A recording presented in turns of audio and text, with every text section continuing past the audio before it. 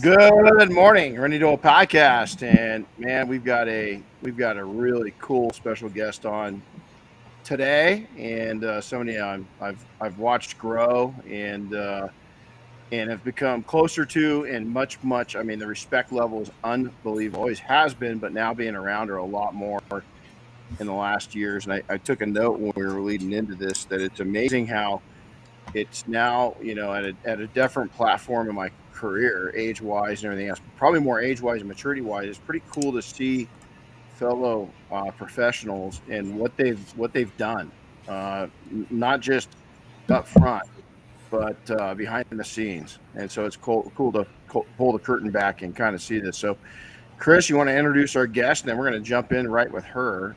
Not that she needs any introduction. But behind the scenes, we should have had her take us on a tour of the Autogeek warehouse. Well, we'll do that next time. That'd be fun. That would be fun. We got that tour. That would be fun. But I'm always afraid I'm going to mess up her last name. But it's Meghan Poirier. Do I do that right? That's close enough, Chris. Close enough. We'll go with that. But everybody knows Meghan. She is the what are you, Chief Operations Officer, right? Yes, sir. Over at Autogeek. And Autogeek is one of our favorite detail supply distributors. I mean, you guys sell it all, just about everything definitely everything that you need for your detailing business or just for your weekend warrior work that you do. But they're great supporters of the industry, both Meghan and Autogeek. And they, that's one of the things I always try and tell people. People ask, oh, should I get this from here or there? And I just say, whatever you do, get your stuff from somebody that actually supports our industry and that is interested in making it grow and become better. Because there's a lot of companies out there that just like to take from it. But Autogeek's a good example of a kind of company that, is not only, the people that are not only making a living in this industry, but they're giving back to it as well. So I think that's important. But the other cool thing too, this year, Autogeek was one of our sponsors at our Air Force One project. So, big thank you to them for doing that with us this year as well.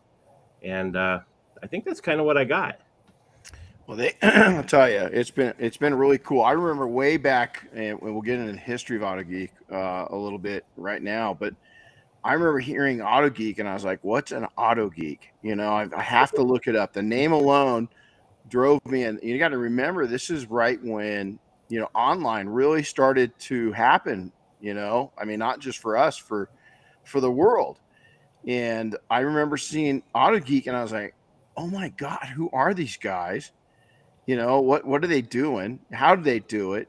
And and just watched them grow. And then I met Meghan, and I was like, okay, I've got to. What's her story? And remember watching her. And I remember my first Meghan. You've probably never heard the story. The first time I met you, I watched you the whole weekend, and you were behind the scenes controlling the chaos. Must have been Detail Fest. Yep, it was.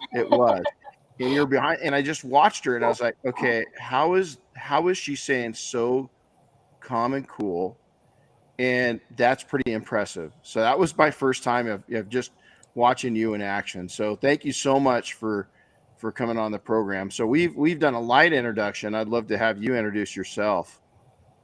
Sure.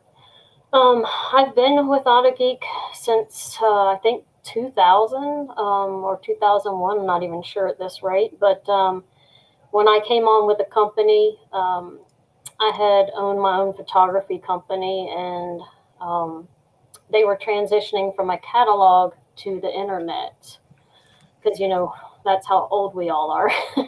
Right. People used to send in orders on paper to us, and we would ship them little jars of sovereign wax out. So we started out with transitioning, from the catalog to the internet. We originally were Palm Beach Motoring, was our website, and then we switched over to AutoGeek in 2001. Um, and just, we took as everybody in this industry, we took a few stabs at a few different things. We came out with a forum, the first attempt failed, and then came back at it again, and then it hit just right. The website, we, made some changes with that, and things evolved. We started a few different brands in the process. We bought a few brands.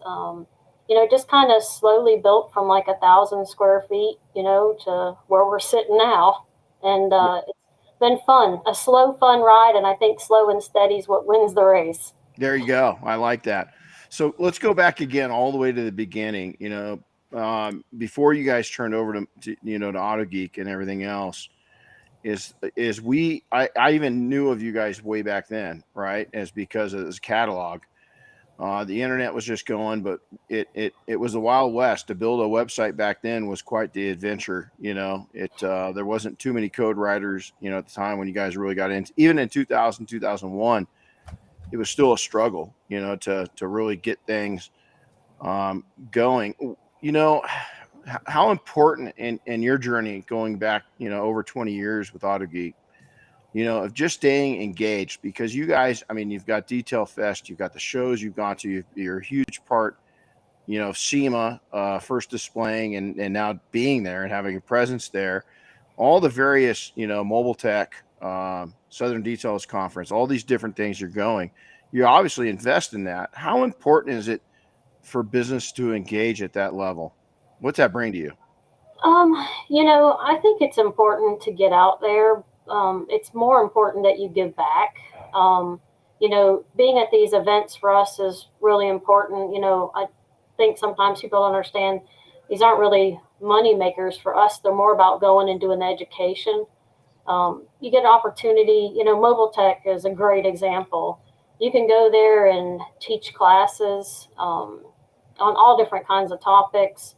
And then the students can come to you after, and they come right up to the booth and, ask questions one-on-one. So I feel like for us, it's that education part of being at these shows. We like to lead by education, and it just gives us an opportunity to talk to the customer face to face. E-commerce can give you this very non-personal thing. We do know a lot of our customers. I have some that had since day one, but to get out there and to see them face to face, I think that's real important in this industry.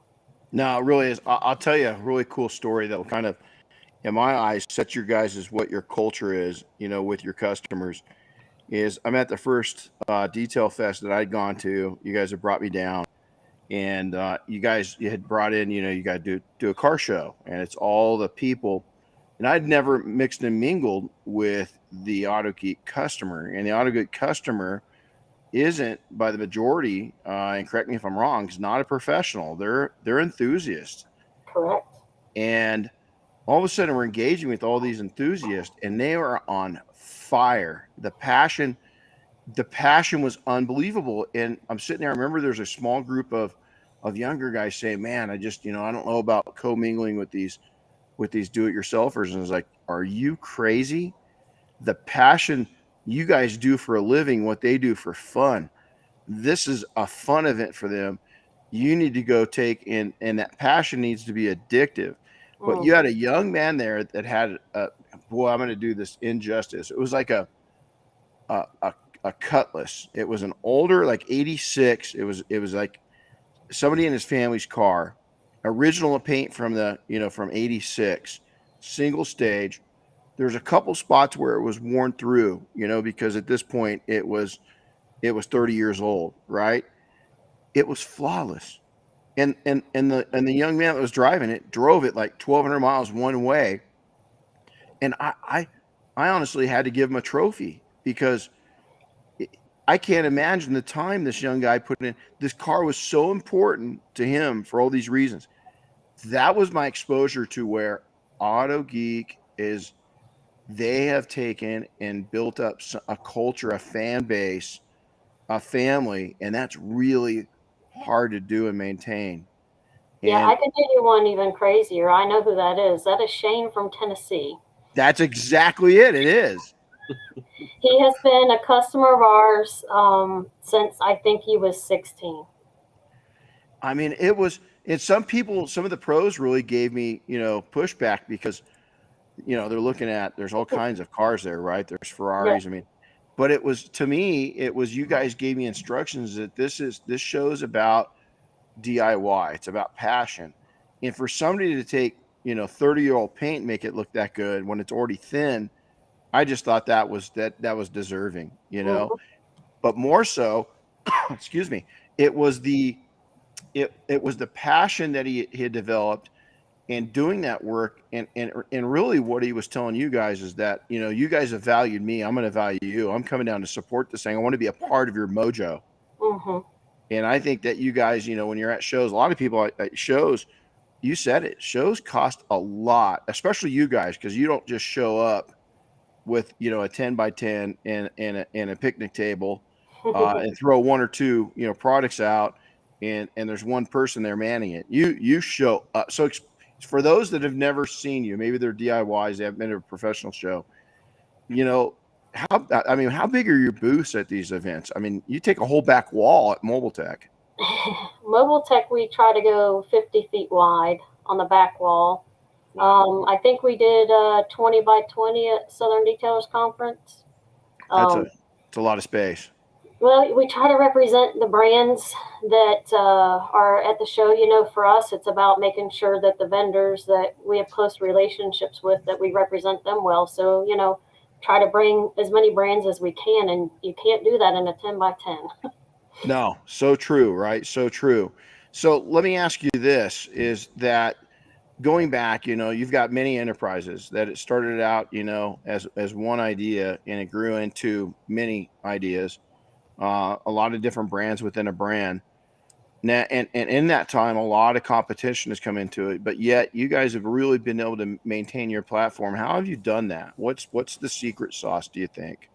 I think it's one thing, it's education. We try to make sure we deliver enough education because, like you said, we are dealing with, the enthusiasts. They need a little help with the product. They need to make sure they're using it right. So we put a lot of time and energy into our videos and making sure that we have the proper training that we're giving them.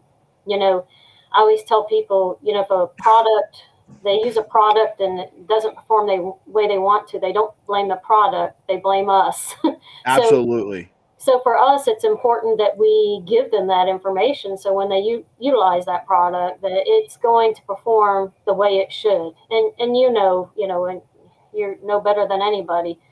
There's a lot of good products out there, but some of them require a little more finesse than others. And so we try to make sure that we clearly explain, how to use them. And I think, nowadays with the coatings, the consumers are trying to get into those. They don't want to go pay the big dollars to have them installed. So, but coatings can be finicky. And so, you just really got to make sure you put out a lot of education. And I think that's where we, do a good part in the industry.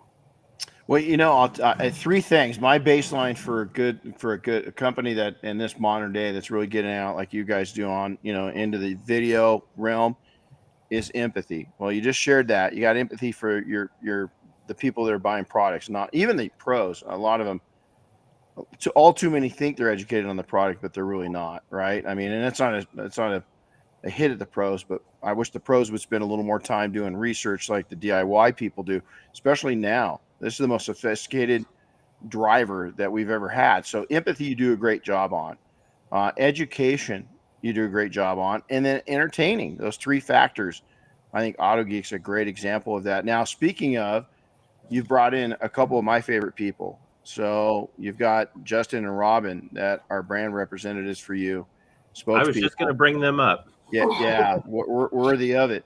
And so, I love, the direction you're going at. And so that brings a whole nother side of it. And with Robin coming in, I mean, Justin's there. He's a young entrepreneur, passionate, shares that empathy and that connection with the DIY.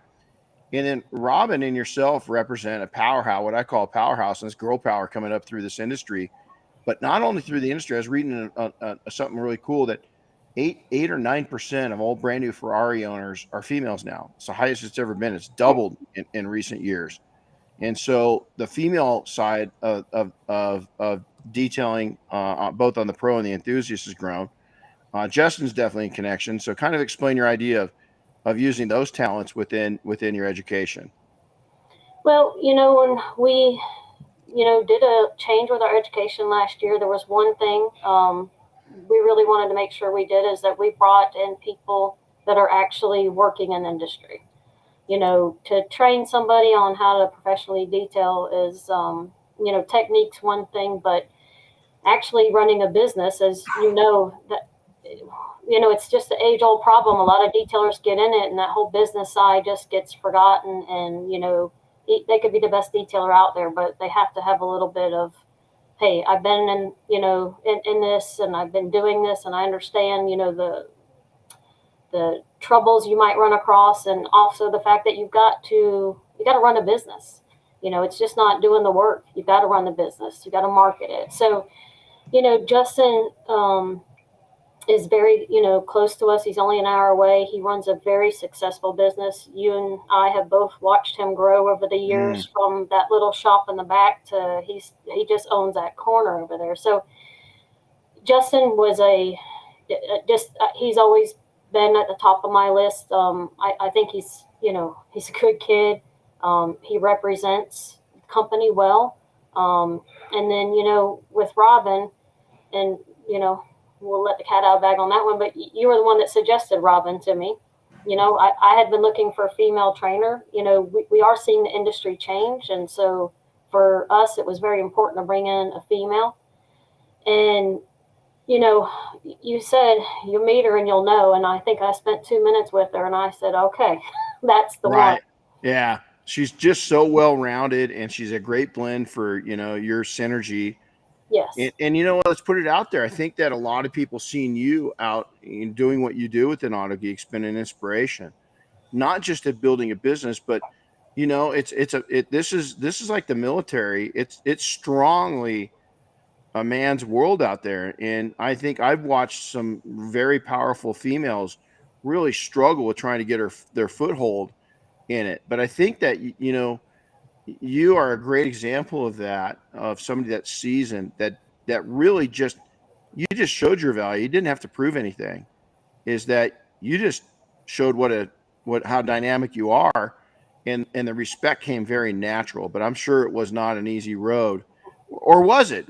Was it really that big of a struggle? Did you face diversity as a female in a man's industry? You know what I've always said, I feel like in this industry, and it's probably, and you're very familiar with this in the military, I think women have to work twice as hard just to establish themselves, which I have no problem with doing. But I do think, when you're trying to work in an industry that is, probably 95% male, you have to earn the respect differently. You're not going to be given it just because of who you are. And so I just always have kept my head down, worked hard, and let that speak for itself. And, eventually people were like, all right, I respect what you're doing. And, and back, I will tell you, probably in 2001, it was 3 of us running this company. It was me, Juan, and we had Jeanette running the front office. But me and Juan we're building the website. We were running back packing orders. We were taking phone calls. We were taking technical calls. And I would get a tech call, and a guy would ask me, "Hey, could I just speak to the guy in charge?" And I'd be like, "Well, I'm going to hand it over to Juan, but I probably know about as much as he does, but I have no problem doing that." And I thought it was kind of interesting how that happened back in the day. And so, it would be a funny, little back and forth between me and Juan because our desks were next to each other. He'd say, "Hey, wait, I don't really know about this product." And I would tell him, and he would tell me. But we just kind of learned about the products as we were building the site. We were packing the orders. We did a little bit of as a 3-man show. So we did a little bit of everything. And so I definitely got a lot of that back in the day, but I haven't heard that in a long time. Yeah, you know what? Oh, real quick, I was just going to jump in and say, you know what's cool is, I mean, you have this awesome title, right? Chief Operations Officer. But the important thing to realize is that, no matter what the job is, it seems like you're willing to jump in and do it, whether it was back then or now. And I think that's an important trait with people that are successful in what they're going to do and, help them move forward is you literally just put on whatever hat you have to do the job and get it done. That is correct. So, it's funny because at this last training, one of the students comes up to me and he goes, I got to, he says, "How engaged are you, in the shop?" He goes, like, for instance, he goes, "When's the last time you cleaned the bathroom here?" I said, about an hour ago. And he goes, "Really?" I said, "Yeah, I went and wiped it down just about an hour ago." Success doesn't mean, that you're not jumping in there when you have to jump in there. Sometimes your crew, your staff, your team is doing, they've got their jobs sometimes to go back and do the simple things. It needs to be done, and it also humbles you, and I think you're that person. Well, So not only that, I let Renny clean the bathroom too. yeah, he does. Yeah, he lets me. Yeah, I do. I mean, I do it all, and we're small. You guys do a lot with a little. For as big of an organization as you are, you do a lot. You're very tightly ran operation, and you can see that when you're at your facility. With that being said, there's been a lot of changes in the industry in the last decade. I mean, you've had a front row seat to it. Does something stand out? Anything really stand out to you that what's helped propel and change, not just the professional side, but the DIYers? They've changed a lot. Yeah. I think, we just kind of had this conversation the other day. Back in 2008 when the recession hit, we found a lot of people were holding on to their cars instead of buying new cars. So you found that the DIYers were like looking to, get their cars to look as good as they could without purchasing a new one. And so the industry's definitely kind of evolved with, that kind of, change. I don't think I would have said, 20 years ago, if we had ceramic coatings, that our DIYers would be applying them. But now, because there's so much more information out there, there's so much more technology, products have become easier to use. You've got ceramic spray coatings, you just spray them on and wipe them down. So I think technology in terms of what they can find online and technology that has advanced in actual chemicals has really changed the whole platform for everybody. No, it really has. And especially, again, people just coming into the industry, I think, have been greatly impacted by this movement of ease, and by all means, believe it or not, detailing a car is not easy. It's a lot of work, and there's a lot of science to it to do it right, correct? But it's not to the point where I think the manufacturers, suppliers like you, I think the education that you've done has really helped push the industry ahead as a whole. I think that you guys, Autogeek, has been a staple in spreading that education, the importance of education and investing in education, because it really is. It's a big investment for you guys to do this. It doesn't, of course, you build your business off of it, but it also has helped grow, everybody. The old saying is, a rising tide lifts all ships. I think that you guys have created the first tsunami, in the industry with education. I think that you were one of the very earliest to really push that to the forefront. And I think it's paid off, big time for all of us. Yeah, So I think it's definitely something that needed to be done to help this industry just, Agreed. become a little more stable and open it up to a lot more people. So let's go back just a bit. So with all the testosterone flowing through the industry, okay, lots of testosterone, is that, I was raised by my mom and grandma. I've got 3 daughters and 1 son, so I've got, a very good natural balancer of testosterone, all around me, have my entire life. I think that one of the things that a lot of, not all men, but I think what a lot of men miss is the opportunity to watch females and how they engage, different things they do. From a female's perspective, what are you liking that the females are bringing to our industry that the guys maybe need to pay attention to? I think the one thing that's nice, and we'll just say this loosely, but there's a lot of, I think, the egos in the industry, which when you have that, I don't feel like they work together as well as they should, and it's much better than it used to be. But I feel It like is. the women have a lot more humility to them. That they Mm. encourage each other. They have a lot more patience. Um, we did a women's training, one of the first ones I've done in Lexington with the IGL group, and it was a whole class of female detailers, and it was me and Robin, and a bunch of great trainers up there, and it was really nice just to listen to them. It was completely different than being at one of our boot camps down here, full of a bunch of guys. And I just thought, wow, they're so encouraging to each other. Anything, and not that these people compete, but a lot of times people aren't always looking to put their hand down to help somebody up. And I think women really do well with that in this Yeah, industry. yeah, that's well. It's definitely I've seen the change, and I like the balance that women bring, and I like the fact that a lot of the women that I see that I've got a lot of respect for, they're not playing the woman card the wrong way. They're playing it the right way. They're just getting in there and doing business. And I just think it's remarkable to watch what a handful, because it's a small number, but that is quadrupled what it was just a decade ago. So it's really, to see Sydney up out of a home garage, legitimate shop in her house, doing something like that. I mean, it's, Robin now being a spokesperson. I mean, I can go on and on, Diane, my wife, of her part of climbing in and teaching her perspective. And it's funny because in training, I'll listen in on her day when she's doing interiors, and her perspective is so different than even mine, somebody that's sensitive to it. And so I think that somebody that hasn't had that exposure, if they really grasp it and hold on to it, they can really learn something. So your culture around Autogeek, education, what do you think about detailers educating their customers, and developing their own coach? Some people say, oh, I'm a 1 or 2 person shop, but yet I think that if you stripped everybody away at Autogeek, and just had 1 or 2 core people there, you and one,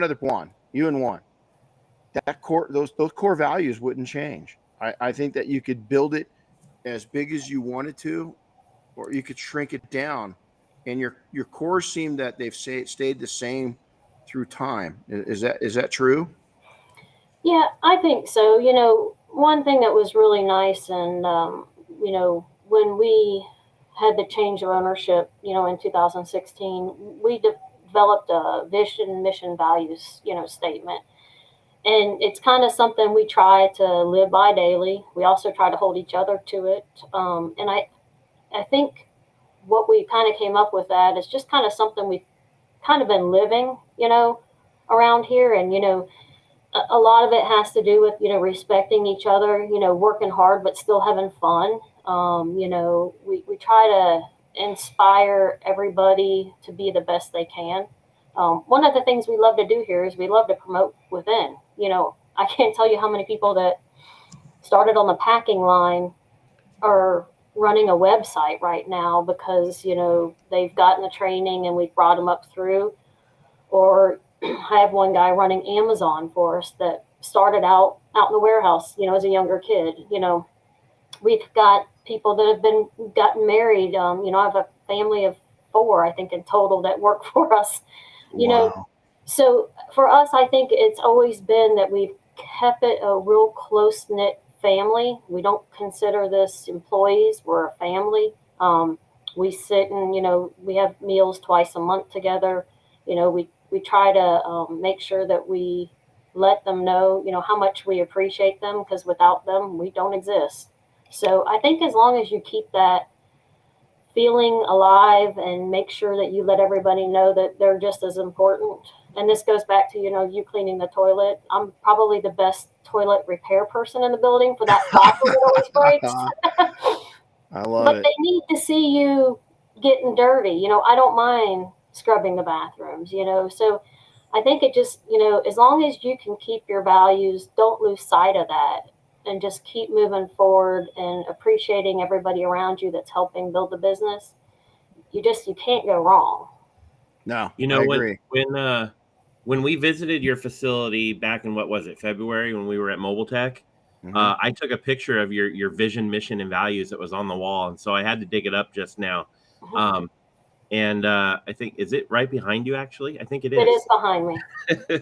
But one of the things that does stand out is on the mission. It does say improve the quality of lives of our team, and I Yes. think that's pretty cool to put that right out there. That's one of your goals. Yeah, you have to, you really need to have something, even when the new people come in.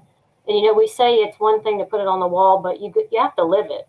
You have to keep doing it, and you have to, not necessarily preach it, but just live it daily. And when you live it daily, I think everybody else just, they see it and they appreciate it. And I don't know, we have a good group here. I'm pretty proud of everybody under this roof.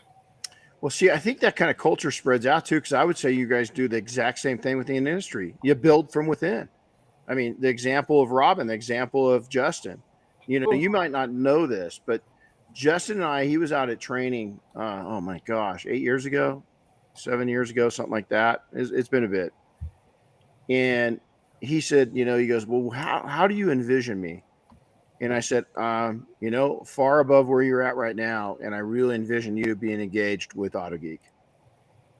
It Good. was, yeah. Is that cool or what? I mean, I Yes. said, I just think there's a blend there in knowing them. And during your transitional period, you guys transitioned kind of into a new company. I Mhm. mean, you really did. And when that was happening, I was just like, hold the line, wait for it, wait for it, wait for it. And my wait for it kept getting louder. And so I think that and those are just two, Robin, and I can name so many. You've pushed me forward. I mean, you've pushed so many people forward. It's matter of fact, to kind of get you into the limelight isn't really easy. Is that you like to have your soldiers out there, your people, your generals, it's just really impressive to see somebody at your caliber that's taking and putting other people's build up lives, needs, desires, talents out there. I think you're really good at it. I appreciate that. I think you're really good at it. And when I say you, I think it's you and the Auto Geek team. I think that it takes, it's a tribe, right? Absolutely. It's a village. It takes a lot to move a company like yours. So with that, let's shift gears just a little bit. A couple shared passions. Have you gone camping lately? Um, I have not been in about a month, which is a long time for me, Yep. but Yep. also just bought a house that I thought was move-in ready, and I've been pretty much gutting it. So my camping time has been on hold. I am going to go out for a couple of days this weekend somewhere local, but we do a big trip to Disney's Fort Wilderness with the grandkids, and that's coming up at the end of this month. So I have just started to plan camping again now that I'm over kind of the hump of remodeling the house. Wow. But and I will tell you this too, you guys are a little bit, have a luxury of weather. In Florida, camping in the summer, It's tough. you might as well take a shower and just put your clothes on without drying off, because Yeah. you're just going to be soaking wet all day. Yeah. There's no Yeah. way to, there's just no way to enjoy the outdoors all weekend in the sun unless you're in a pool. So Yeah, I'll start picking it back up. We bought a smaller camper so that we can go, quick weekend trips. I was towing that 40-foot and it was just too much. Right. So That's a big one. yeah, we're down to little weekender, and I think we'll probably at least once a month get at least a weekend out. I really love the idea of work hard and play hard, but you got to take a little break on occasion. So There camping's you my go. break. Well, we've had the same truck. Our truck had some modifications done to it and to allow us to get a few more places. So we're going to try next week to get the camper back on the truck and just start doing some quick overnight, escapes, go make breakfast and come on back home, but it's a busy time, but I had to ask you. So you see a lot, come in contact with a lot of entrepreneurs. And what do you see that makes you smile right now? And let's take this back. You've got a different vision. So, your vision is 100,000 feet above. You get to see a lot. But is there something that you've taken note of with entrepreneurs in this day and age that just makes you smile? I think one of the nice things now is I feel some, generation just depends on it, but a lot of people won't stick with it when the going gets tough. And I watch especially a lot of these, detailers opening shops. They're going through rough times, and they're plowing through and sticking it out. And I think that's just kind of something that you love to see, because we all know it's never easy in the beginning. And if you think opening a business is going to be instant, cash flow and working 40 hours a week, you're in the wrong place. Boy, yeah. So, Yeah. and I don't even care if it's, if you're an entrepreneur or, you're working for somebody, you have to put the time and effort in. Things pay off when you put in the effort. And, it's kind of good to see. I've seen a lot of young kids too, especially on these Facebook groups that are, starting out, and they're really doing well. And it just, that kind of warms your heart to see, okay, they're going to make it. They were willing to put in the time and effort, because, you see some that, come crying to you like, oh, I really tried hard for a couple months and it didn't happen for me. I'm like, a couple months? Like, Yeah. you haven't even got the word of mouth out yet in a couple months. So, I think that's a lot of it is these people have the passion and the drive and the commitment just to put that time in. Because we all know you're not going to, nothing comes easy. I always tell people that the first three winners, winners are usually the slowest for detailing. My full-time gig went to my part-time gig. I had for three winners, I had a full-time gig and did detailing part-time. And then by about April 1st, I was back doing detailing full-time and didn't have a part-time gig. But, I had kids and responsibilities, and I didn't want to eat up my savings, and so don't be ashamed. I mean, even in 08, it was getting to the point to where it was like, okay, how long is this going to last? Because, our key thing is survival, and Diane and I had the conversation many times. Okay, what's the threshold point to where one of us goes back to work, or even both of us go back to work part-time? And we, Diane did take a little during the ski season, a little bookkeeping type of job for a little bit, just to take the pressure off, right? But that's your survival instincts. Yeah. Is maybe your full-time gig's not a full-time gig yet. Make it a part-time gig until it turns into your full-time gig. I think that's a great point. I'm glad you brought that up. So all of us have been given one piece of advice during our lives that you love to spread. Do you have something that somebody has said to you during the years? I mean, you've come in contact with a lot of amazing, powerful people. You work with a group that's amazing within your team, around your team. But has anybody said something, or do you have a piece of advice that you think is really it's wisdom? I think I have something I try to live by, more so, and try to, instill in everybody in the building is, we always like to say, never say that's not my job. And, not only is that something I like to share with them, but I like to live it. It goes back to cleaning toilets, or, when we moved in this building, I painted and hung chair rail and assemble the cabinets and the countertops in the kitchen. Everything is your job when you work as a family or, a tribe or a group. So I think it's real important, not only to share that thought, but also to live it. People aren't going to do it if you're not doing it, and for me, I like to get in and get in the middle of it just with them. When we moved in this building, it was, I think 7 weeks of working 7 days a week, long days. And moving a, company this large, it requires everybody to do a little bit of everything. We had, a customer service manager pulling orders when we were back up and running. Everybody pitches in. And I think, if you just live that, everybody around you will see it. They'll appreciate it, but they'll also start living it themselves. And it makes it for a better team unit. I love it. Great piece of advice.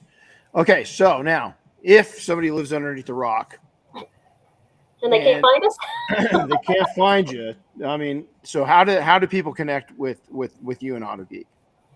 Well, you can always come to our site, and I'm gonna give you a little tidbit or a press release here, which we will have a new site within 24 hours. Oh, wow. The first one to hear that.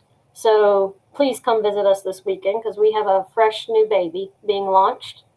So you can always find us at autogeek.com. And then obviously we have our Facebook. We have our Facebook group, the 101. If you have any questions, we've got the Autogeek forum. We've got Instagram, TikTok, and our YouTube channel. If there's anything anybody needs help with, you just go on a YouTube channel and search it.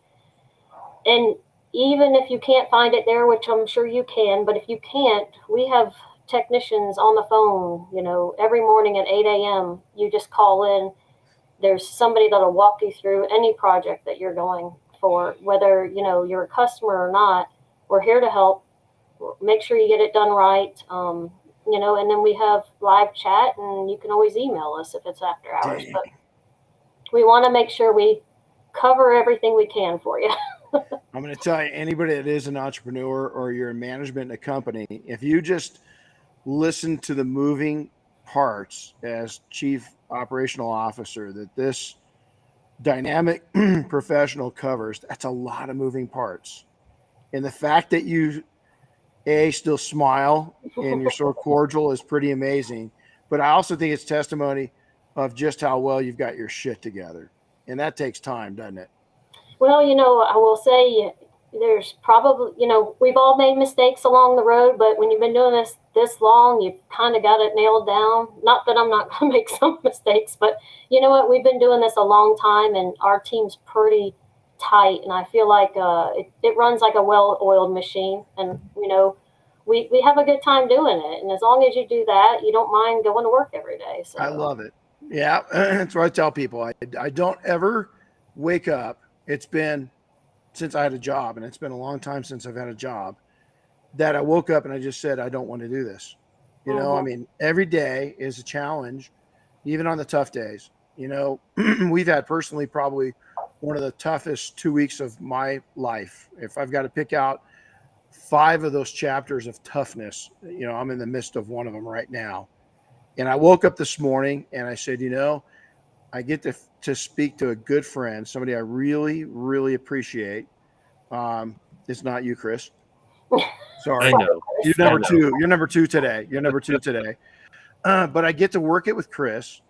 My mind gets to be free, and I get to speak with a dynamic person, and Chris was so good because he knows I'm going, we're going through some battles right now. And he's like, hey, how's the notes coming? He's checking in on me, the last couple of days. And it was just, it's awesome to have you here. So if you get a chance and you're at a show and you haven't met Meghan, please go shake her hand. And first off, tell her that you appreciate her effort because she works her butt off.